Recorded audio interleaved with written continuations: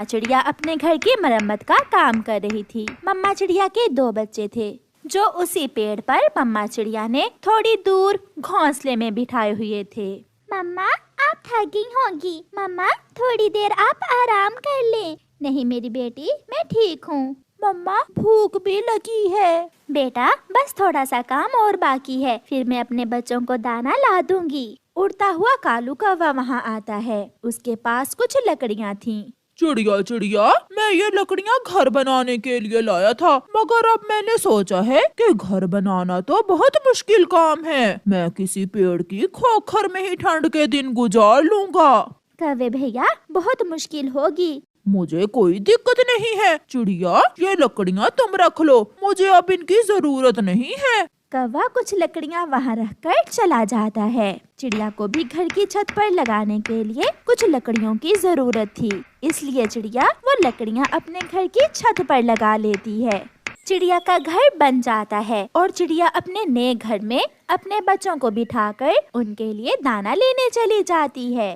चिड़िया क्या आपका घर बन गया है? हाँ मिठू, मुझे कुछ लकड़ियों की जरूरत थी, वो कालू कौवा मुझे दे गया था। कालू कौवा वो तो बहुत आलसी है, वो कहाँ से तुम्हारी मदद करवाने आ गया? मदद नहीं मिठू, वो लकड़ियाँ अपना घर बनाने के लिए लाया था। बाद में उसका विचार बदल गया और अब वो पेड़ की खोखर में रहेगा। चिड़िया अपने बच्चों के लिए दाना लेकर चली जाती है। दूसरे दिन ठंड बढ़ने के साथ ही आसमान से बर्फ भी गिरने लगती है। कालू कौवे को अब टूटे हुए तिनकों के घोंसले में ठंड बहुत सता रही थी, इसलिए कालू कौवा पेड़ की खोखर में छुपने के लिए जाता है। वो पेड़ की खोखर में जाकर बैठ जाता है। यहाँ ठीक है, यहाँ ठंडी हवा भी नहीं है और गर्म भी है। कौवा अभी करवट बदल ही रहा था कि वहाँ एक नाग आ जाता है। कौवे, दुष्ट कौवे, इस खोखर में मेरा घर है, भाग जाओ यहाँ से, वरना मैं तुम्हें जान से मार दूंगा। नाग जी, गर्मियाँ थी जब से मैं इस खोखर पर नजर रखे हुए हूँ और अब तुम आगे अपना अधिकार जिताने। मैंने कहा तुम जाओ यहाँ से, मैं यहाँ कई दिनों से रह रहा हूँ। करता भी तो क्या, कौवा नाग से डरता हुआ वहाँ से चला जाता है। अब उसके दिमाग में एक शैतानी आती है। वो सीधा चिड़िया के घर के दरवाजे पर जाकर दस्तक देता है। कौवे भैया जल्दी से बताओ क्या बात है, बाहर तो बहुत ठंड है। चिड़िया बहुत ठंड है, इसलिए तो मैं यहाँ आया हूँ। वो ऐसा है कि तुम मुझे मेरी वो लकड़ियाँ वापस दे दो। ये सुनकर चिड़िया हैरान हो जाती है। क्या कहा कौवे?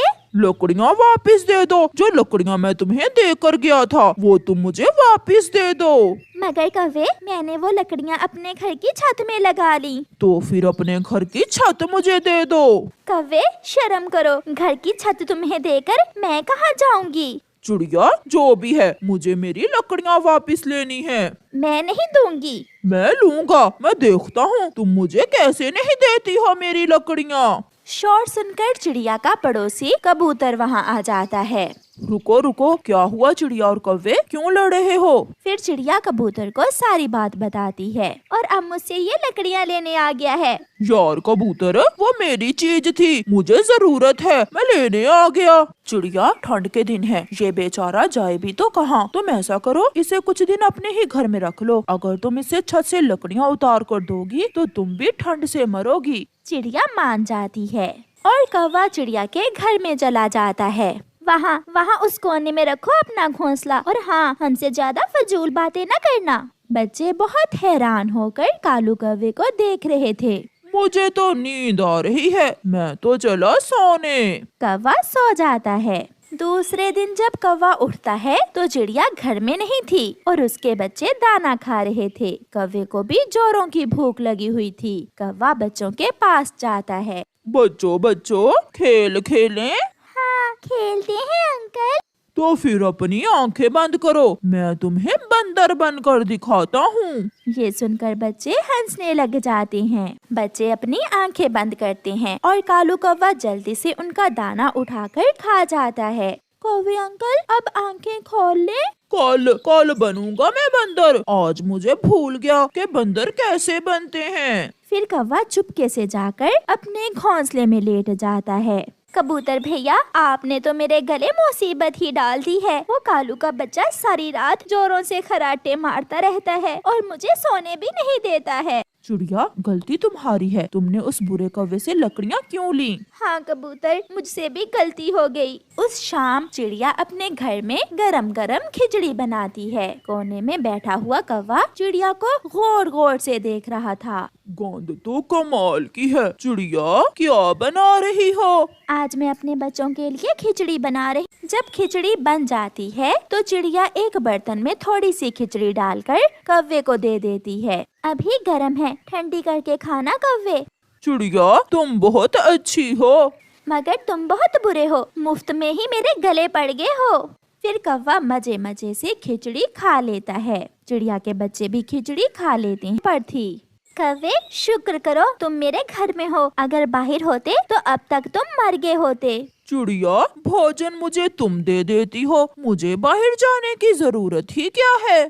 सब सो जाते हैं मगर कालू कौवे का ध्यान तो खिचड़ी की तरफ ही था। वो आहिस्ता से उठता है और हंडिया से जाकर खिचड़ी खाने लगता है। चिड़िया की भी आंख खुल जाती है। दुष्ट कौवे, बेशरम, ये थोड़ी सी खिचड़ी मैंने अपने बच्चों के नाश्ते के लिए रखी थी और तुम इसे चट करके हो। अब मैं तुम्हें अपने घर में कभी नहीं रखूंगी। मुफ्त में नहीं रह रहा। घर की छत मेरी लकड़ियों से बनी हुई है। हाँ। फिर दूसरे दिन चिड़िया मिट्ठू के पास जाती है और मिट्ठू से कहती है, मिट्ठू, आज तुम मेरे साथ आओ। हम पहाड़ों वाले जंगल से सूखी लकड़ियाँ लेकर आएंगे। मगर चिड़िया, मेरे पास ये लकड़ियाँ हैं, तुम ये लकड़ियाँ ले जाओ। ये मजबूत भी हैं और सूखी भी। चिड़िया वो लकड़ियाँ ले जाती है।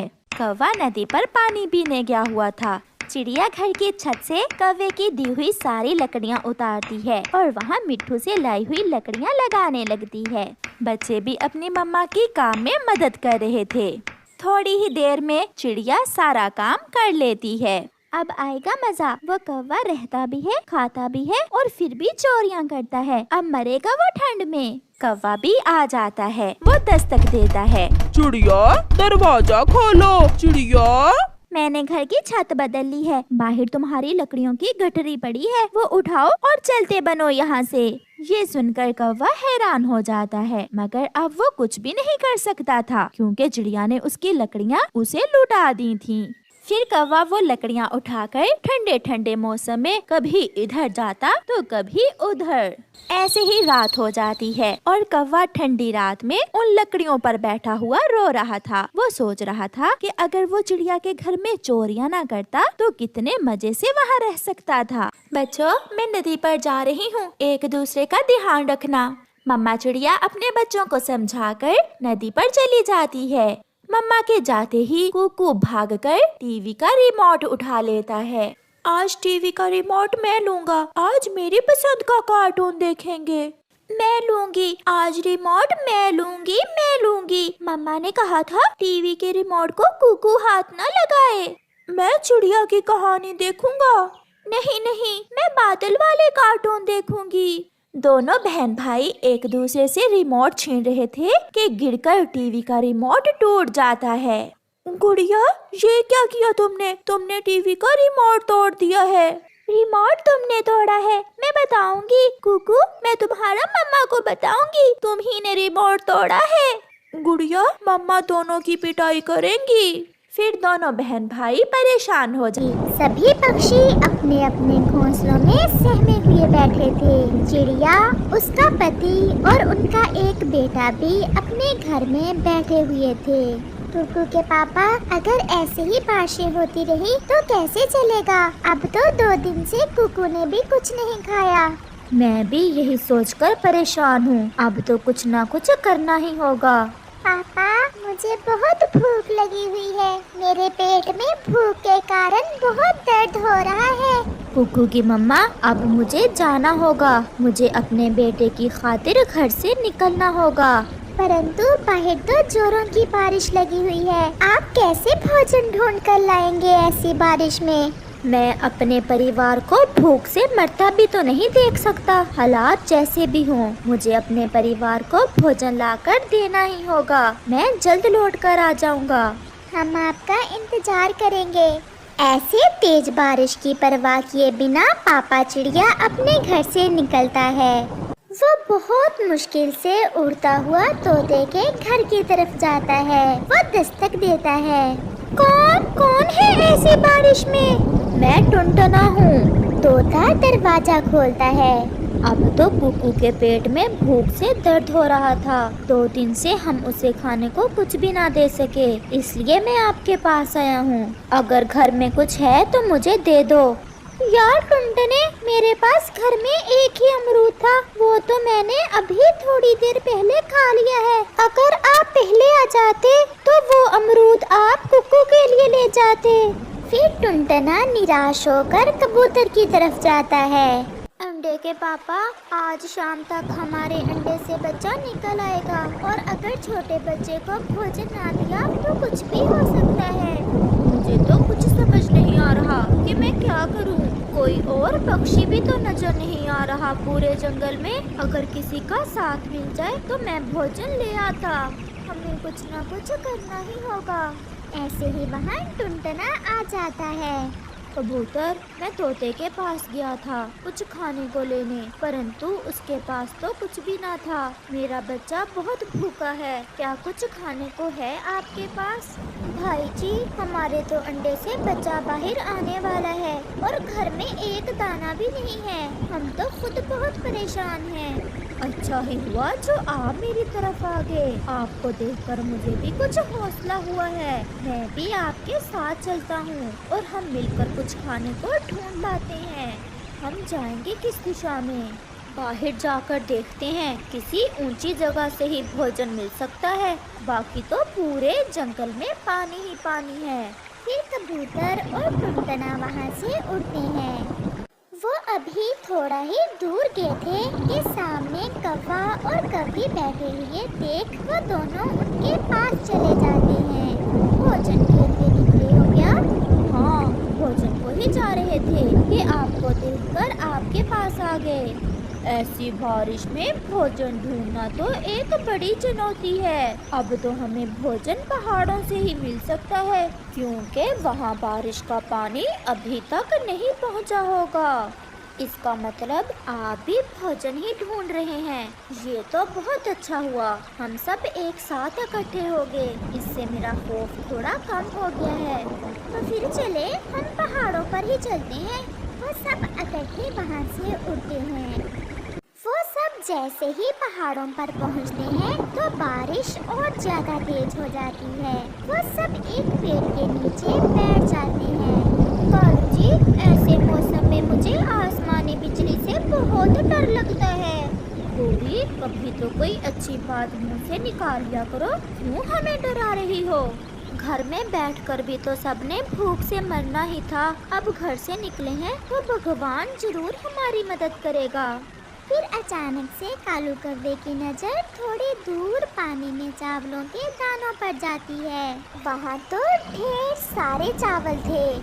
भोजन, हमें भोजन मिल गया। वो देखें, सामने चावल हैं।